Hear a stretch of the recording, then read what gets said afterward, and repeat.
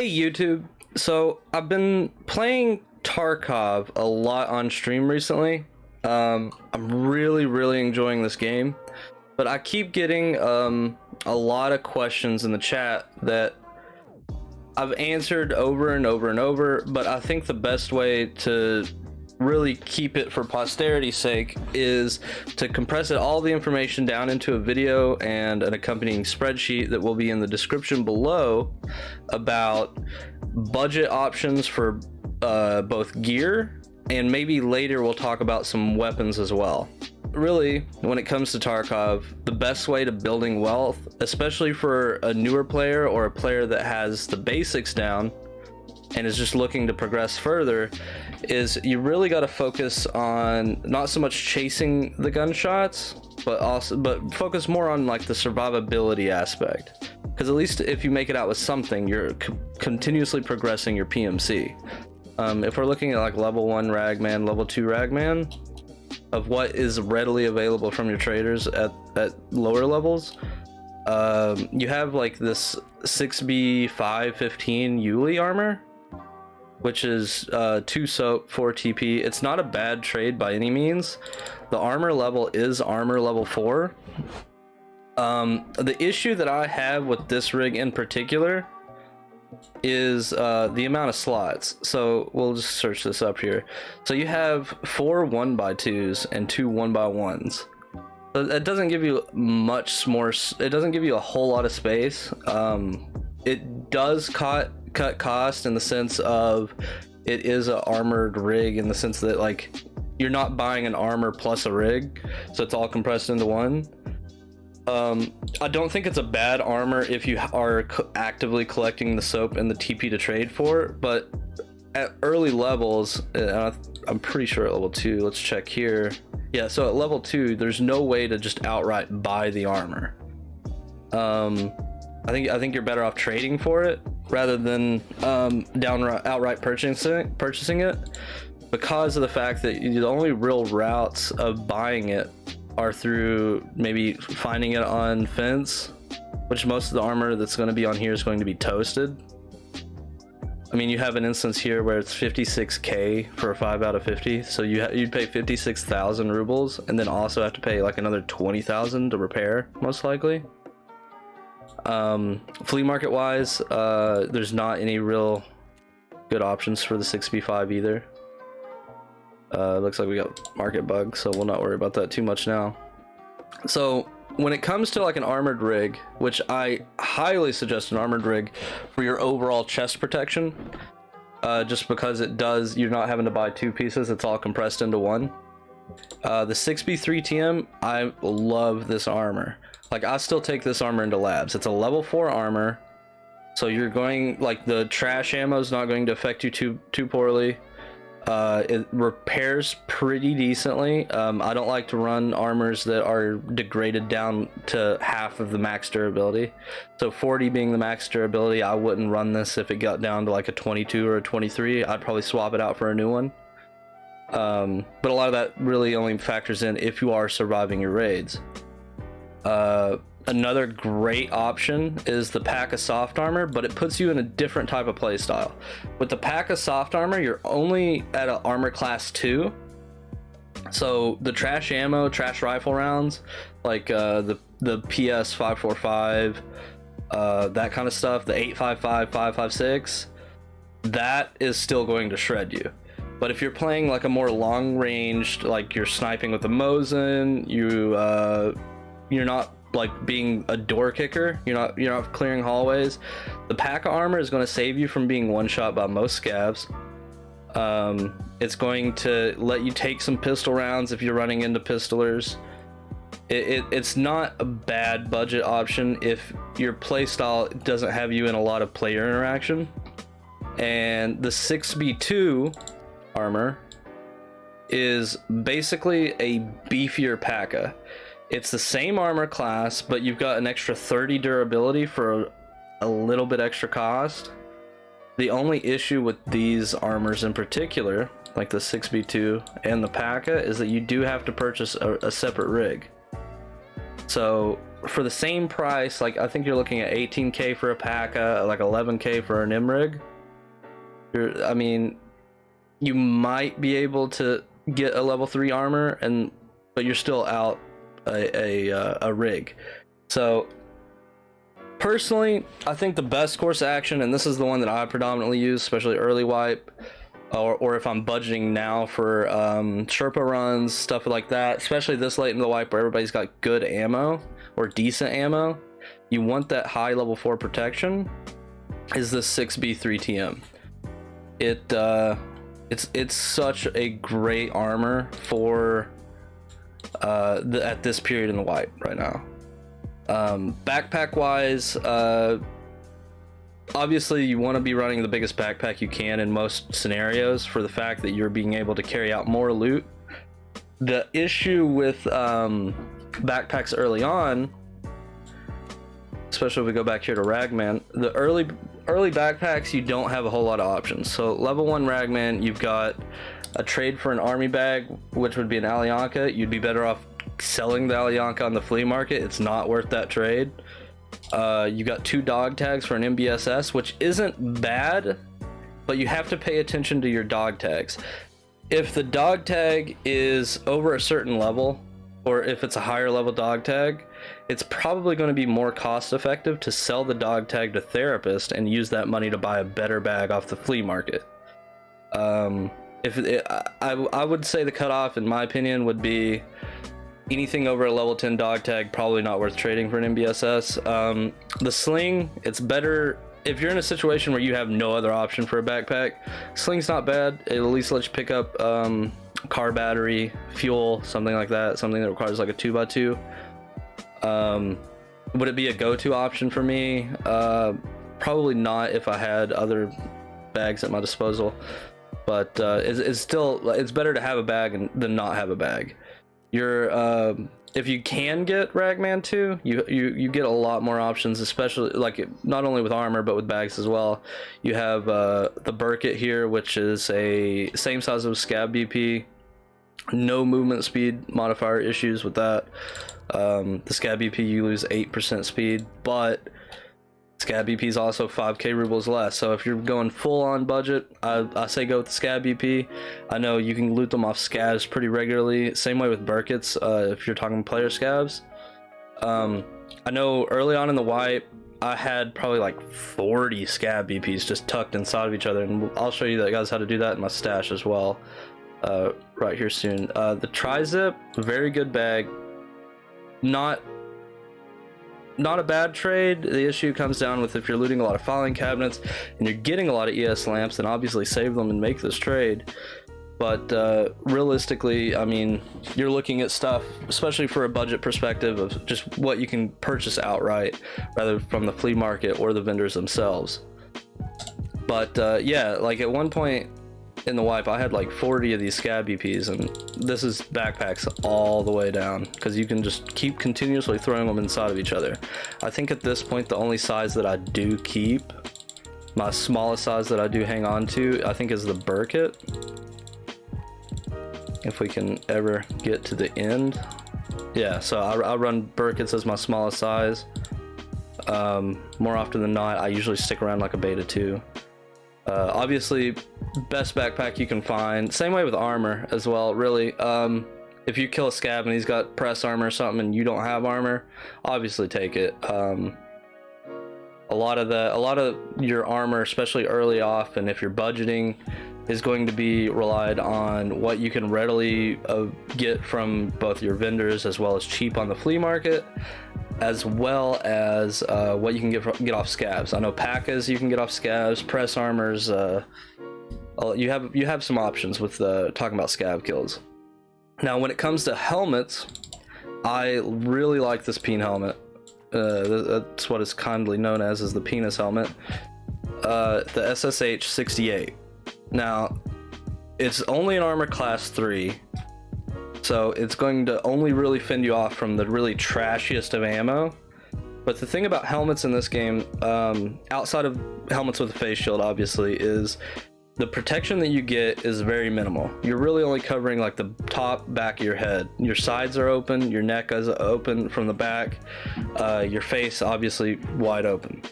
So you could argue that if you're not running a face shield, running a helmet's not entirely worth, but for this helmet, it is relatively cheap. You get it from Ragman level 1, very easily accessible. Ragman level 1, you can get it for 17, 18k. It's got a super high ricochet chance. So what that means is even if it's a round that could penetrate the armor, there's a probability that it just doesn't. It'll just bounce right off, depending on the angle, I guess. 18k investment to, you know, 1 in 100th chance of surviving. That's kind of up to you guys. I personally run them, not so much from buying them, but lower level players run them quite frequently, as well as you can pick them up off most scabs. On to headsets. You have a couple of different options here on headsets. I think, let's see, you've got the GSSHs shown here, you've got the Comtac 2s, you got the Swordens, you got the TAC Sports. I think some helmets have some built-in as well. These are not particularly great. It's very, very base ridden. It sounds like everything's right on top of you, but when it comes to headphones, having some, even if they're the bad ones, better than having none.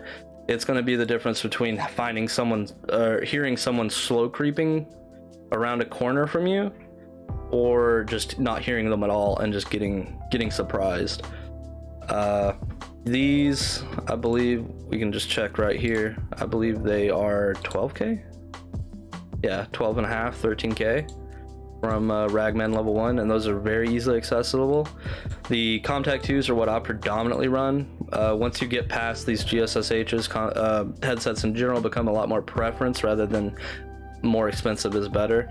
So I really do suggest, like, once you get the money and you get past that beginner step phase, that just kind of explore your options, see what headset you like the best.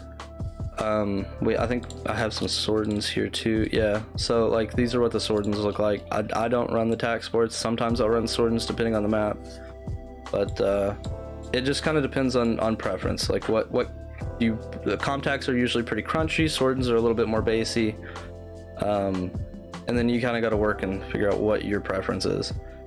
But you get Comtac 2s at you get these at level 2 Ragman. They're about 19,000 rubles.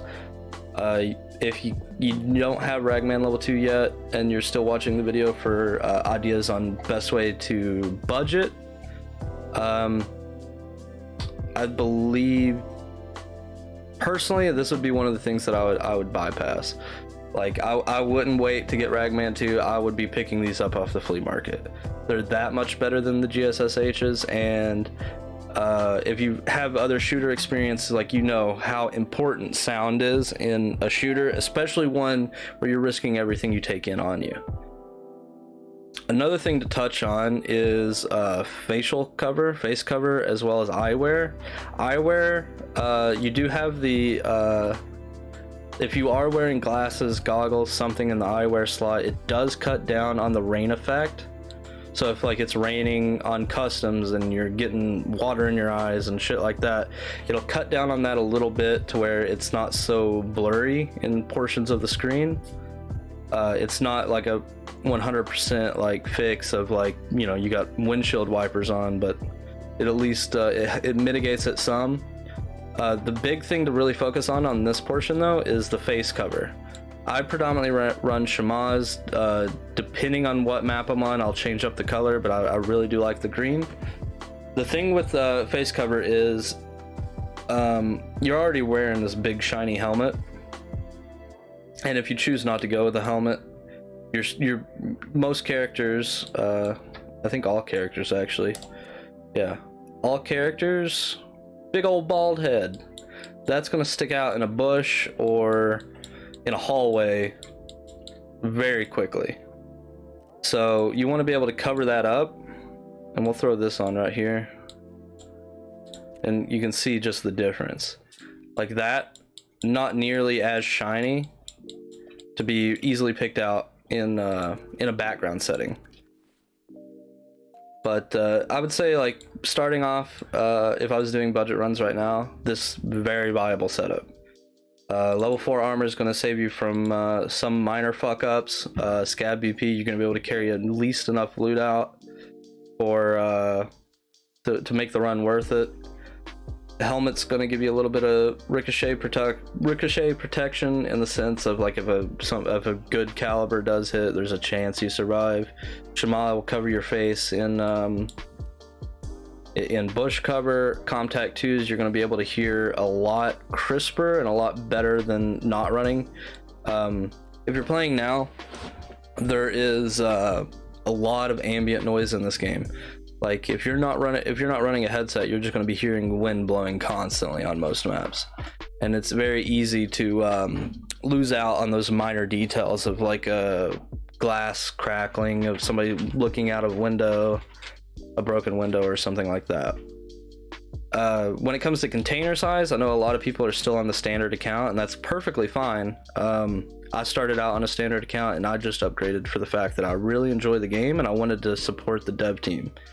Now, when it comes to picking what to put into your container, you have multiple options depending on what you're really looking to get out of that run. But there are some things you can do to, like, min-max your budget here. An IFAK will take the place of a bandage in the sense that it'll use 30 durability to stop bleeding. It also, you can use it to heal. It's got 300 out of 300 health. Restoration effects. So I like to keep one of these if it's the beginning of a wipe, I hit 5 and I can get an IFAK off the flea market, I'll buy it, just for the sense that if I get one tapped and I don't get a chance to use it, it's not up here in my pockets or my rig and I lose it. It only takes one slot and it heals 300 health. That's 3 of those cheeses plus a bandage, so you're taking up 4 slots there. An alu splint, or an immobilizing splint, if you're looking it up on the flea market, is it's the same as a regular splint, except it's got 5 uses and takes up 1 slot. So you could, if you get an arm broken or a leg broken, you fall off something in 5 raids, and that's the only time you've had to deal with it, you've used 1 med for 5 raids. Like, that's pretty good in Tarkov. Meds wise, you could put any, or painkiller wise, you can put any painkiller here. I run a lot of Golden Star because I have it. The difference in painkillers really is ibuprofen's a 12 out of 12. You do get more slots, but you're also losing some hydration, and it doesn't last. It's 500 seconds compared to Golden Star, which is 600 seconds and has extra effects. It's got extra energy recovery, hydration recovery, removes pain, radiation exposure, intoxication, which those last 2 aren't really effective right now, and it gives back 4 energy. Vaseline, it's kind of like a hybrid between the 2. It's the same duration as ibuprofen, but a little bit less negative effects. At least it's split up a little bit. Normal painkillers, I don't happen to have any right now on me, but they're 4 out of 4. They take a hydration hit. You can use them by all means. I still use them in my bar from time to time just for a quick button press. And then to fill out that last slot, if you were on the alpha container, 2x2, more often than not, I'll leave it open for either if I leave it open, it's because I'm gathering quest items like face masks, USB drives, stuff of that nature.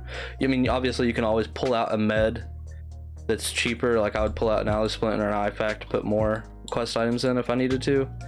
Another very viable option is putting an extra stack of ammo to refill your mags. A key tool if you're doing key runs. Usually that's kind of like depending on what you're trying to accomplish during that raid. But that is, you know, to sum it up, that's pretty, this would be like my standard takeout into a budget raid. Gun wise, will probably talk about that in the next video of gun options for both the budget run. You can't go wrong with Mosins when it comes to cost effective. If you're just watching this video, that would be the takeaway for the gun portion. You can't go wrong with Mosins. But I hope you guys found this informative. I know I rambled on a bit there. I will include the spreadsheet with all the information, as well as links to the wiki and the weapons and everything that I use on budget runs and budget kits, if you aren't interested in watching the other video, in the description below. I stream every day, kind of. I stream periodically, I guess, on twitch.tv/sk00tn, Scootin'. Feel free to guys to hop by. We're running viewer games pretty regularly, Sherpa runs. You need help getting quests done, or if you just want to come watch me frag out on reserve or something like that. I do a lot of squad games with some other streamer friends. Also do solos, and it's usually a pretty good time. But yeah, I really do hope that you learned something from this, and thanks for tuning in.